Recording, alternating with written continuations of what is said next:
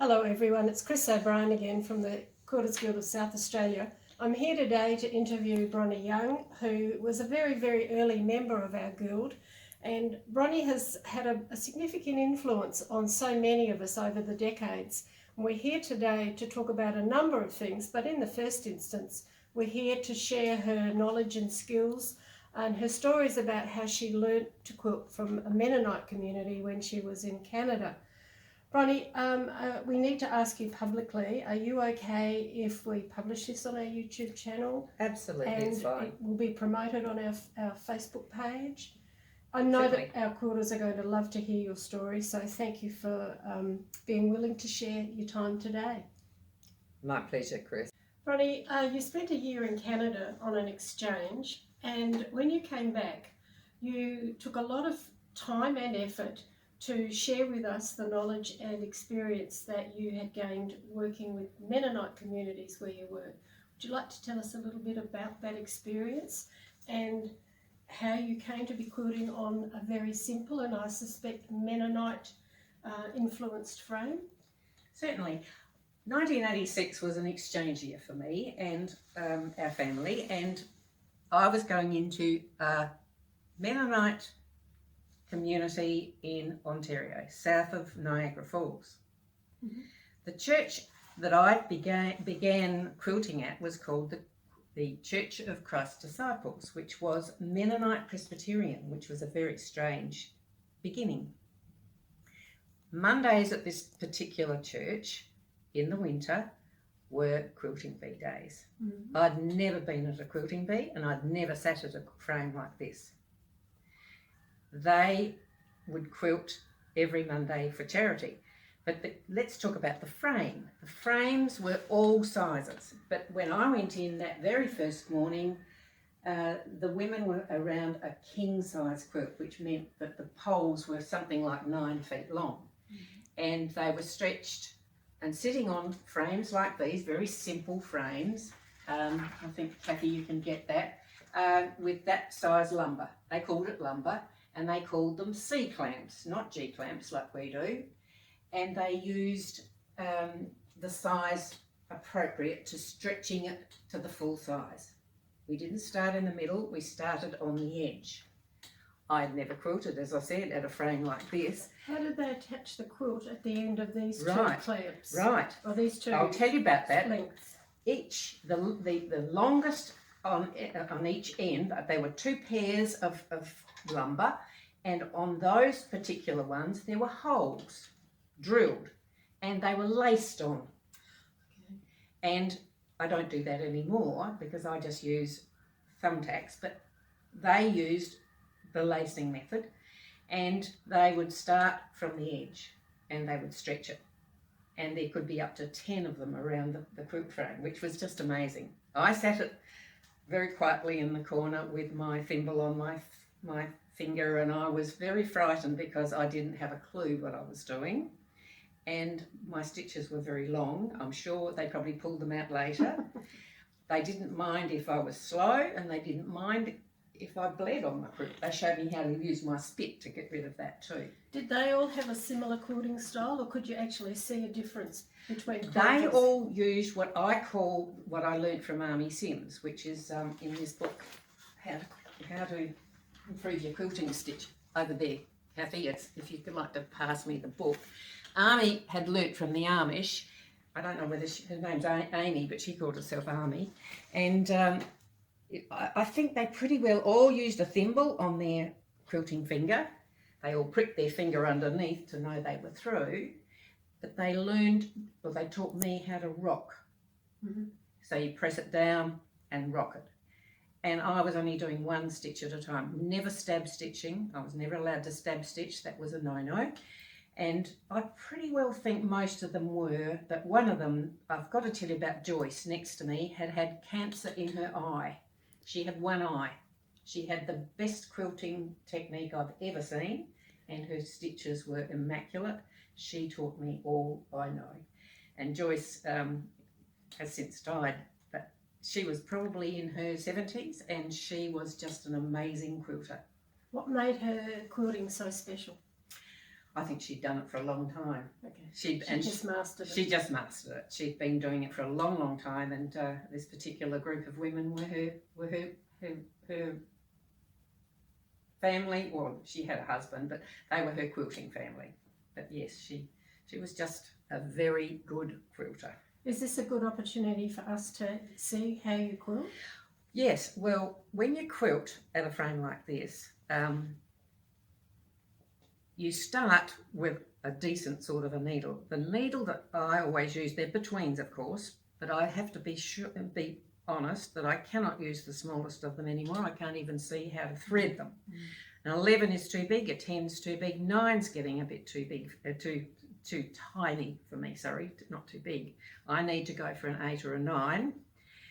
I always start with about a 90 centimetres of thread, because any longer than that is very, it's prone to fracture and break while you're doing it. I use a thimble to push it through. Sometimes I use my thumbnail to go that way. Okay. But I'm going to use my thumbnail this time. I'm going to go straight down, rock, straight down and rock, straight down and rock. And that's probably 3 stitches is plenty. And I'm not trying to do 10 or 11 stitches to the inch. And I didn't use my other trick that I need to show you. If it doesn't want to go through, run it through your hair. Yes, I remember that trick. I think you must have taught me. So yes, rocking, make sure you don't use a long thread, because it's just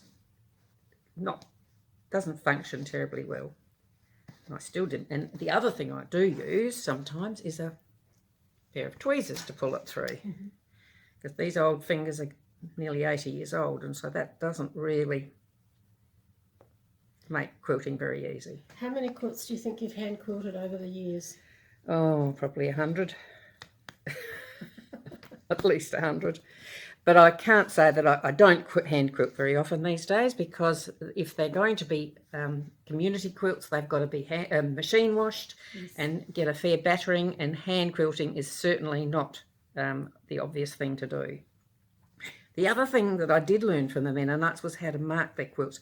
They always used a pencil, and that if you quilted on the line, they didn't rub it out. I've got a fabric eraser, but they didn't put it on. They didn't rub it out.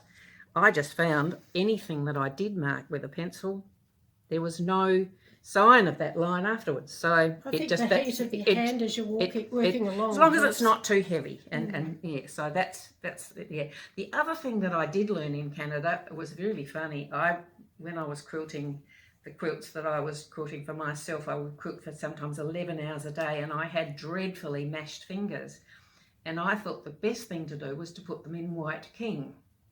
Now that was not a very good idea, because I would put them in white king, they would sting like mad. I would put them out into the cold night air, of course it was winter time, and sleep with them out of the bed during the night. Next day I would go back and they would still be as tough as they'd been the day before, and that was the wrong thing to do. The right thing to do now is to use a moisturiser. This is one that I do use sometimes. It's udder cream, it's called Moo, and if you put that on your fingers at night before you go to bed, your fingers have almost recovered before the morning. So that's a much better idea than white king. Absolutely, I swear by that stuff too. Again, you must have taught us, because I know that we all had it in our hand quilting stashes. Yes, definitely a good idea to moisturise, not white king them. Now, when you came back from Canada, and because it's so long ago, I don't have a clear memory of the chronology of it, but you always had us going down there hand quilting quilts. I can't remember who they were for, but it was also at a time when you had a big auction in association with the Yankalilla Lions Club, was it? Correct. And it was on a long weekend, and everybody who was into quilting went down to Yankalilla that weekend. Correct. Because there was an exhibition and an auction. So where did the hand quilting fit into all of that? The hand quilting came from, I taught women from the Lions Club. My husband was a lion, and of course we we joined with them. And so a lot of our quilts that we made during the quilting bee were for the June or October long weekend, whichever year. We started in June in winter. We changed it to the long weekend in October, so that we coincided with the Yankalilla show. And so we hand quilted for that. But most of all, I was teaching hand quilting at that quilting bee, and those quilts were usually for different charities or for community projects. We often, now the quilting bees there's always a hand quilting project in January for 3 days that we go in and quilt for the 3 days. Most of the quilts are being made by machine and quilted by machine. But this particular... well, we are talking a few decades ago, aren't we? Well, decades ago, and one particular year we were doing it for the floods in Queensland. Another year we were doing it for the fires in Canberra. This is the January quilting bee. And another one, it was floods in South Australia as well. But it's always a charity or a community, and we invite other people in. This year, of course, with COVID, we couldn't, but it's the first time we couldn't. Now, one of the more recent quilts that you're well known for is a Dear Jane quilt that you spent 500 hours quilting.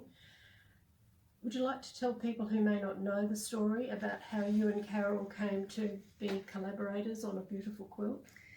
Well, I'd never met Carol. Carol died of breast cancer well before the time that I actually started this quilt, but it was Candy's website response to Bill, her husband.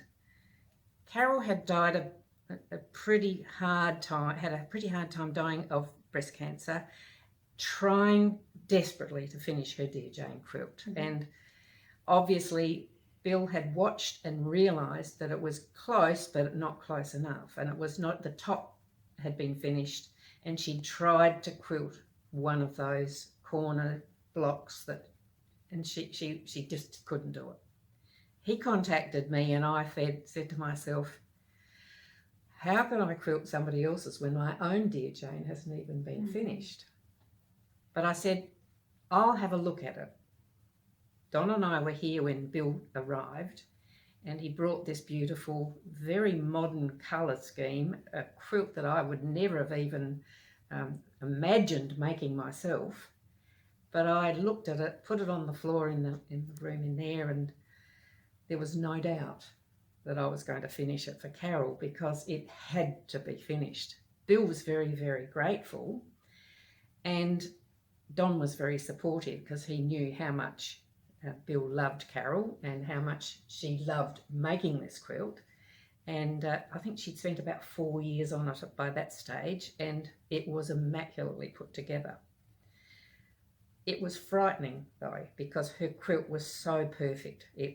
She had been an exceptionally talented machine piecer, and the one particular block that I remember that had 108 pieces in it, sometimes a 1/4 inch squares. To quilt it, you have to be extreme. I was stab quilting some of that because it was so difficult to get through and make sure. That's why it took so long. It took less than 500 hours to quilt it, but to finish it off, and then she had wanted to turn the front to the back, so I had very carefully had to use what she had already planned to do. It was not the way I would have done it, but it was all about finishing Carol's quilt. As you can imagine, Bill was extremely thrilled to see it finished. So we entered it in the quilt exhibition that year as a 2-person quilt. And I don't think they've ever had a deceased person. No, it was a little controversial. It was, but it was a 2-person quilt. Absolutely, and I was the quilter, she was the quilt maker.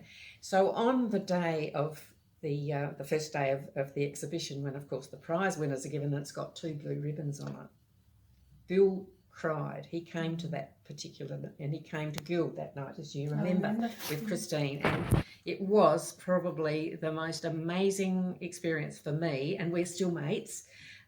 He still rings me occasionally, and he was so grateful that it was finished, and she had been acknowledged, even though she was no longer with us. So it was pretty special, Chris. It really was. And of course, it went on to be a raffle quilt in the next Festival Yep. of Quilts, And and it it raised raised money a for lot breast of cancer. money for breast And cancer. that's, of course, what Carol wanted it. Yes. Well, that's what Bill wanted, to remember Carol by. That's one of the most joyous stories I think I've ever Oh, heard. it was, so. and it was a joy, and it was for me too. I've got to say, my hesitancy, I was ashamed afterwards when I said, "Oh, why would I finish somebody else's quilt when I haven't done mine?" I only had about 100 blocks made, and I ended up making it 13 square or whatever it was, not quite as big as the original, just so I could say mine was finished. But Carol's was, so that was the main thing. Bronnie, thank you for that story. It has been an absolute pleasure, and you've reminded me of things I've forgotten. One off camera, I'm going to remind you of a story that links to me and one of our days down at Yankalilla. It was a traumatic day one way or another. But thank you so much for sharing this with us. And I suspect that we're going to have another little talk with you in a separate video. But this has been wonderful. Thank you. My pleasure. Thank you, Chris.